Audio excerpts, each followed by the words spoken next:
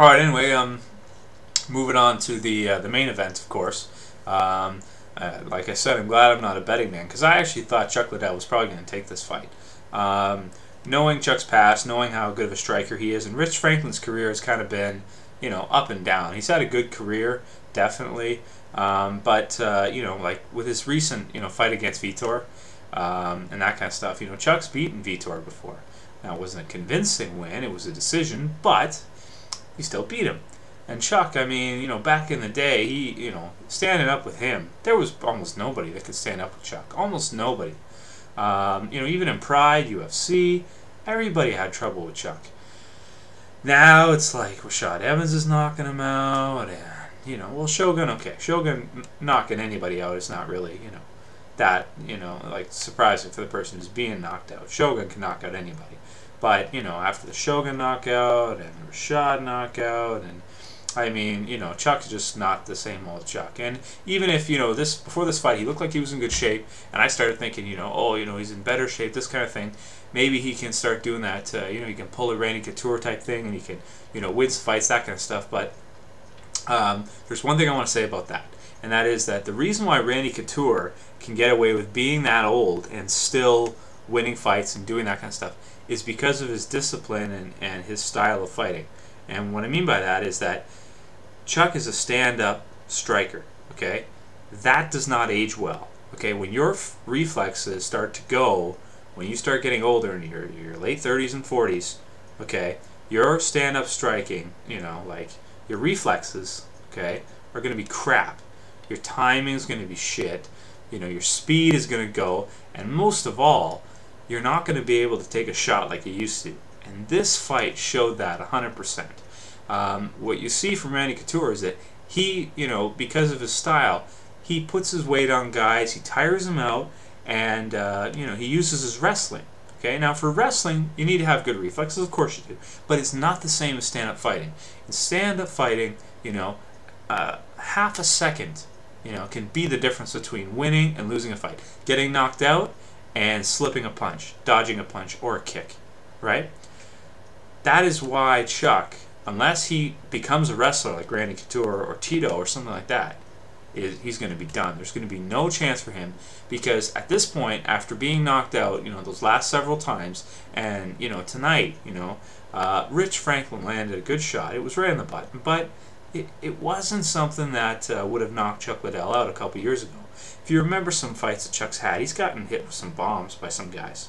Okay, if you remember the fights, he fought Alistair Overeem when it was young Alistair Overeem's career. But Alistair Overeem threw some brutal knees at Chuck. He was hammering him, and it looked like Chuck was going to go out. But, he had that chin, he stayed strong, and then Chuck turned it around and ended up knocking out Overeem. But I'll tell you, those days are long gone. There's no way that Chuck Liddell is going to be able to continue fighting with his style of fight. Stand-up fighting for Chuck, it's not going to work anymore. His reflexes are gone, and most of all, his chin is gone. That shot that Rich Franklin hit him with was nothing that impressive, okay? It wasn't a fully extended arm. He hit him from about, let's say, I'll give you a side view. Chuck's face was maybe right here, and he came in like this, and he went kind of through it, but it wasn't, far away, like Rashad Evans, where he got more of his velocity into it, more of his strength. It was a short shot, and it just hit him straight on. Didn't hit him on the side or anything, just hit him straight on, and that was it. Good night. And you saw him right after, and Chuck's just like, doesn't know where he is, totally out cold. Like I'm saying, years ago, that would have been no problem. Chuck probably wouldn't have even gone down from that.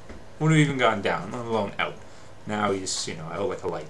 But that's what happens after you get, knocked out a bunch of times. After you get knocked out with a punch like Rashad Evans hit him with, or Shogun hit him with, or, and all the fights he's been in over the years, his chin just can't take those kind of shots anymore. So, I think, personally, I don't think Chuck's going to be able to change. He did throw one takedown in this fight. He did get a good takedown. He did a single leg with an overhand and took Rich down. That was pretty good, but unless he can change his game plan to be just like a Randy Couture or Tito and, or maybe a Rashad and just, focus on taking guys down, wrestling, keeping them down all the time, his career is over. He's not going to be able to beat anybody. Rich Franklin is not, he's good, but he's not top. He's not like Lyoto Machida, you know, Shogun, Rashad Evans. You know, he's not one of these guys. He's good. Well, we'll see. He might come up. But at this point, I'd say right now he's not. That punch that he hit Chuck with was, you know, nothing that special, and you know, it wasn't you know, that powerful of a punch. So anyway, it was a good fight, and if you saw after the fight, Chuck, one of Chuck's kicks, which was an awesome kick, and I like to see him throw some more kicks like that, because that was a brutal kick. Actually broke Rich Franklin's forearm somewhere around down here near the end. Yeah, somewhere down there. Broke his forearm that he blocked it with. So that was pretty good. That was pretty impressive. So yeah. So anyway, pretty good night of fights. You know, not something that I thought was going to be that amazing. Turned out to be pretty good. Turned out to be very surprising. I did not think that Pat Barry was going to lose. I did not think that that Chuck was going to lose, especially like that. I thought it would be a decision. I didn't think it was going to be, you know, a knockout like that. So anyway, those are my thoughts on UFC 115. If you liked them, if you want to hear some more, I'm going to be doing every UFC coming up. I got some prediction videos. You can check those out on my channel. Comment, rate, subscribe, and I'll see you later, guys. Have a good one.